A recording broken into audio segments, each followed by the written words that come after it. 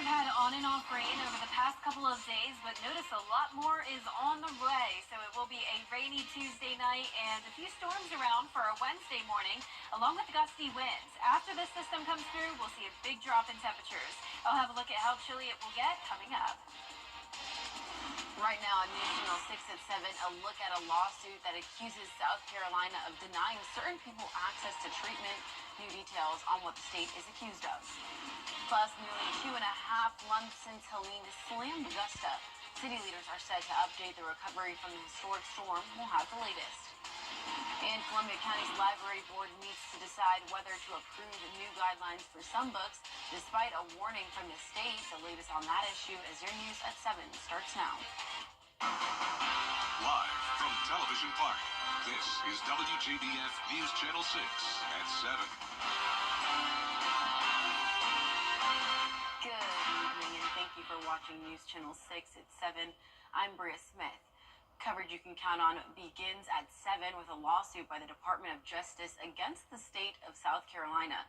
State House reporter Caroline Yaffa explains what's in the lawsuit. The Department of Justice is accusing South Carolina of unnecessarily separating mentally ill people from their communities. The DOJ says South Carolinians do not have access to treatments that help them reintegrate into society. The Department of Justice wants expanded community housing programs and a streamlined hospital discharge for all patients.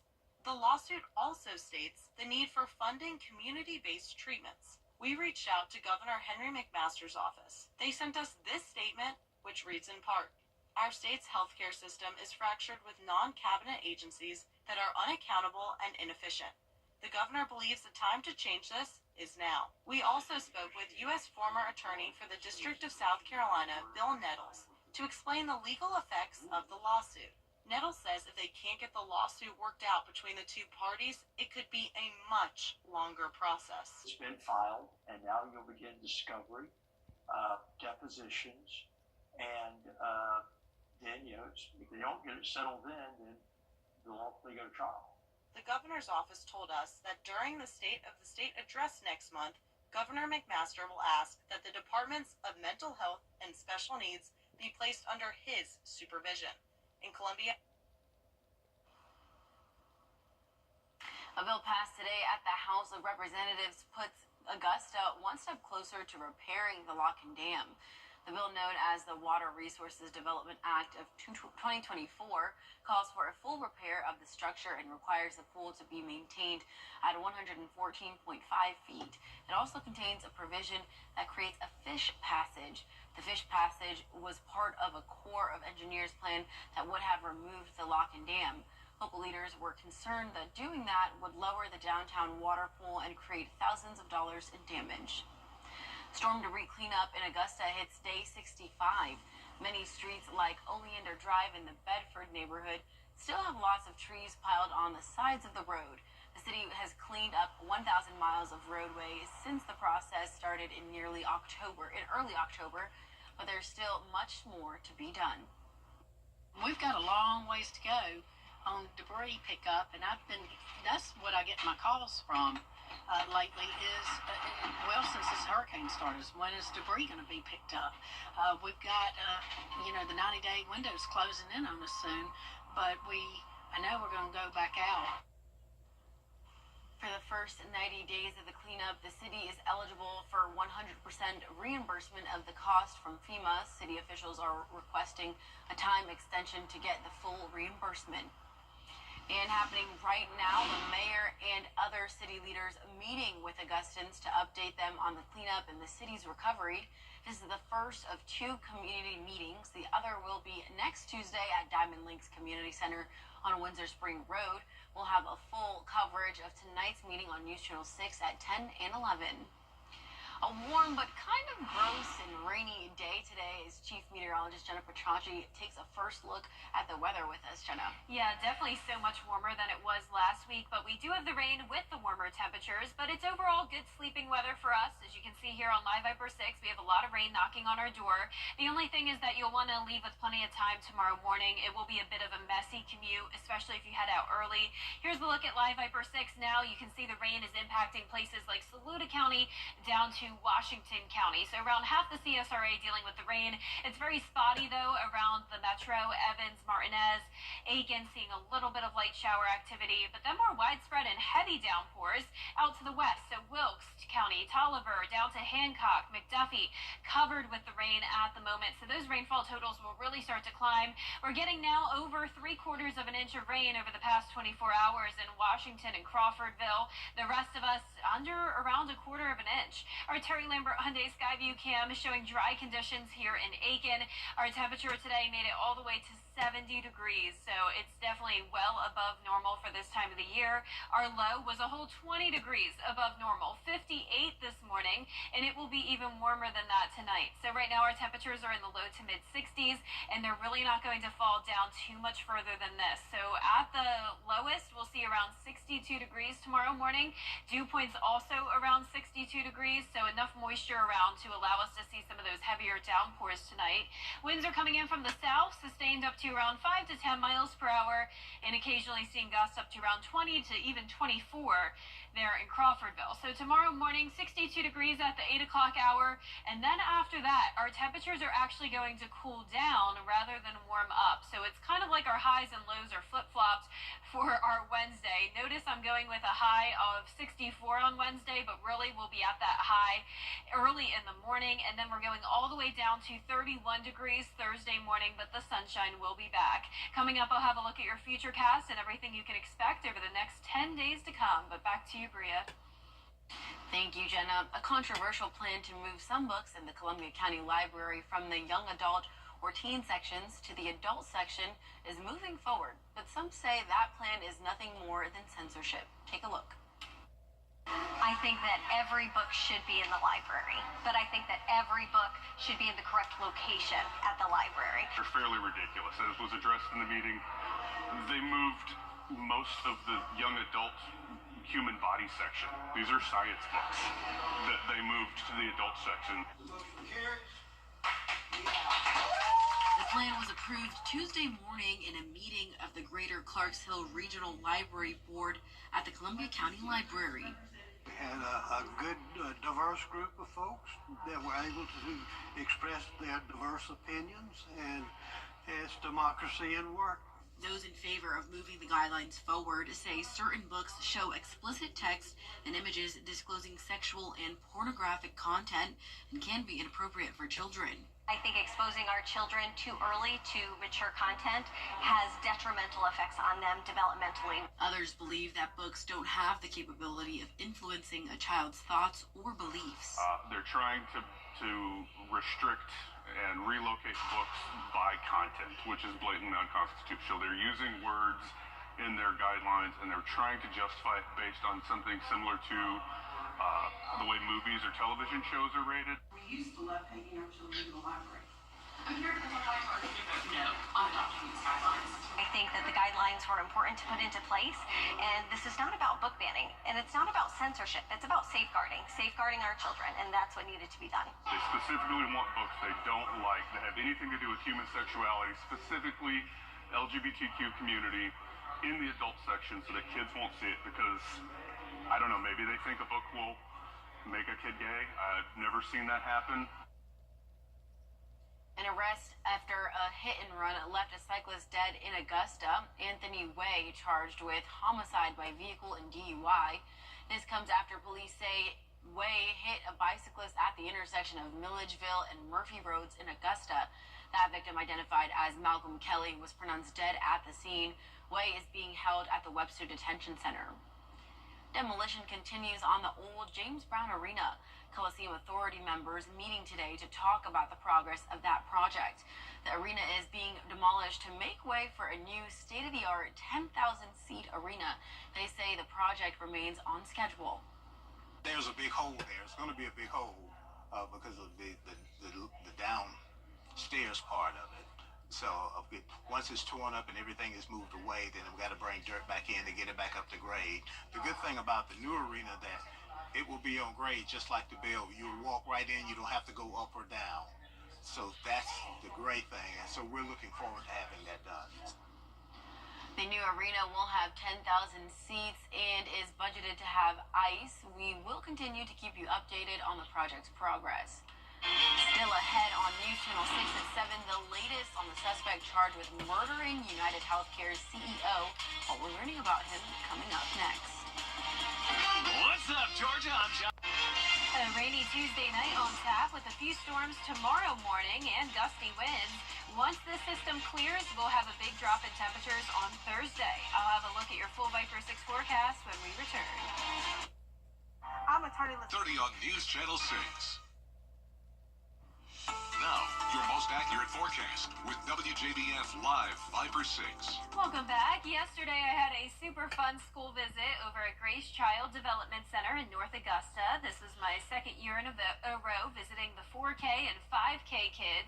So these are 4 and 5-year-olds, right? And they were super smart. I was extremely impressed.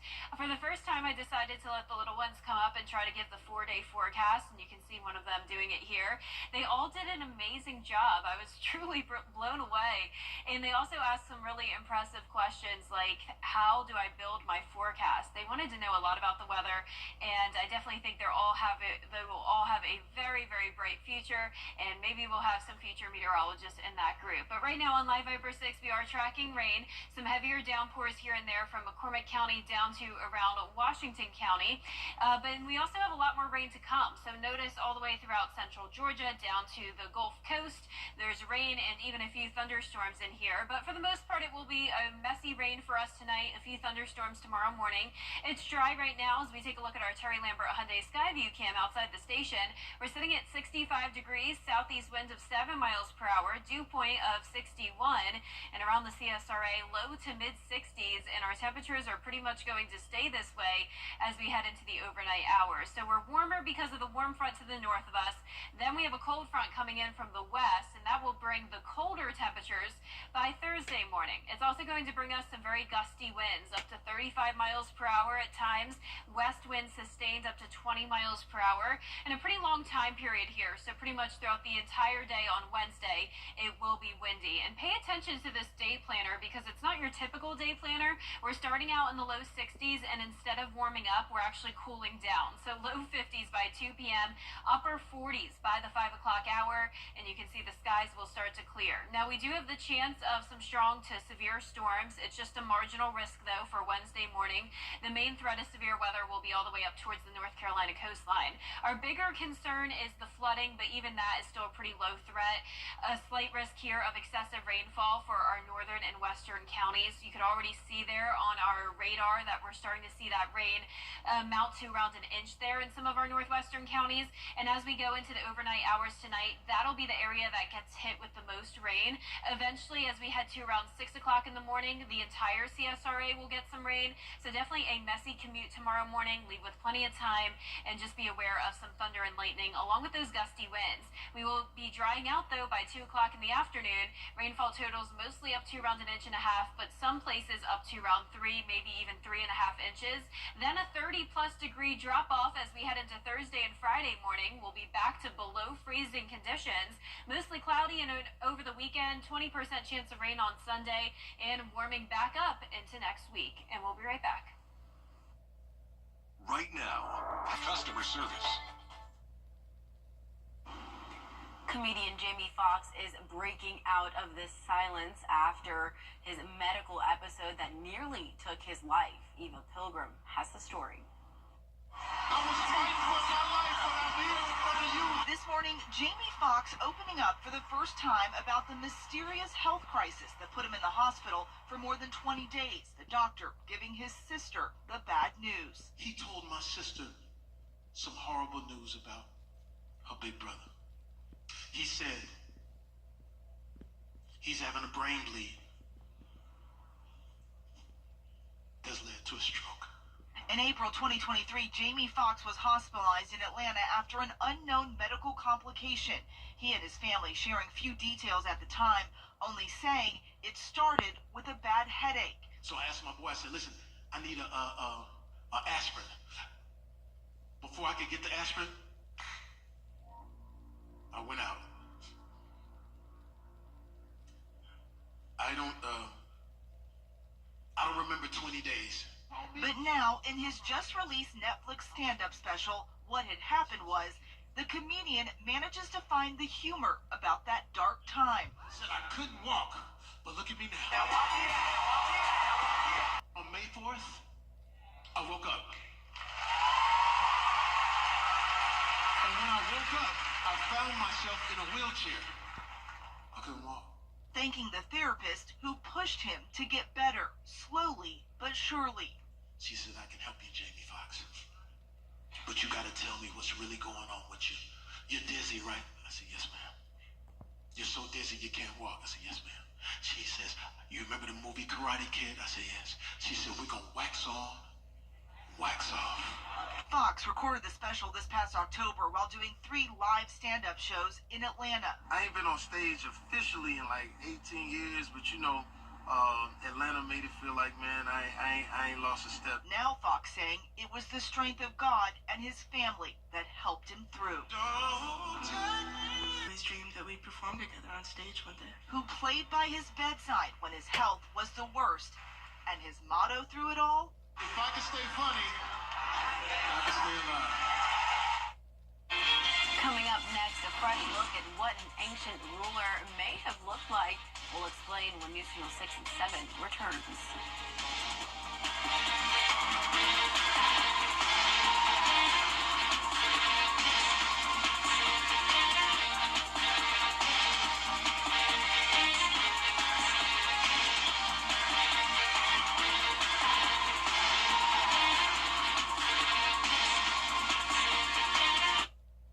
After an accident, consider this. Insurance companies track the results of law firms. They know which ones ignore lowball offers and file lawsuits, and which ones have never seen the inside of a courtroom. If your lawyer has a reputation for settling cheap, what kind of offer do you think you'll get? I'm Austin Jackson. At my law firm, insurance companies respect us because we stand up for our clients. Injured? Call Austin Jackson, the Augusta guy. 706-724-7224. Nobody belongs. Join today. Find your why for a better us. 'Twas the month before Christmas when all through the halls the floors needed help, patches, stains, and falls. Augusta flooring came quickly with styles that it made. New floors in the house in just a few days. The carpets were flushed, the tiles smooth and bright, the hardwoods are perfect, not a flaw inside. With floors that are stunning and so easy to clean, your house will be ready for this holiday scene. Augusta Flooring's the answer for floors that delight. Merry Christmas to all, and to all a good night. From our family to yours, we wish you a Merry Christmas and Happy New Year. An archaeologist believes something found in the alleged tomb of Cleopatra reveals what she really looked like. The scientist claims this statue reveals the Egyptian queen's face. The white marble head was uncovered along with other artifacts at what is believed to be the final resting place of the Egyptian queen. But there are other experts who do not believe the statue is Cleopatra. They say the head has several facial features that differ from known depictions of the queen. Yeah, I feel like it does look a lot different from pictures I've seen, but that's impressive that they found that. Especially compared to my childhood costume when I was Cleopatra. Not at all what I depicted. Yeah, I feel like we definitely have the wrong idea, though. I wouldn't be surprised if that one's correct. Right. Well, our 10-day forecast showing rain and storms for Wednesday morning. It's also going to be very windy. Temperatures starting out at around 62 degrees. That's pretty much what our high will be throughout the day. Once again, we'll be in the 40s by the time the sun is setting. 31 going into Thursday morning, a nice sunny and dry day. Mostly cloudy over the weekend, a few showers around, and then next week we're going back into the upper 60s. Such a roller coaster of weather. It really is.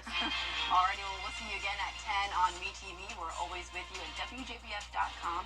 Entertainment Tonight is next.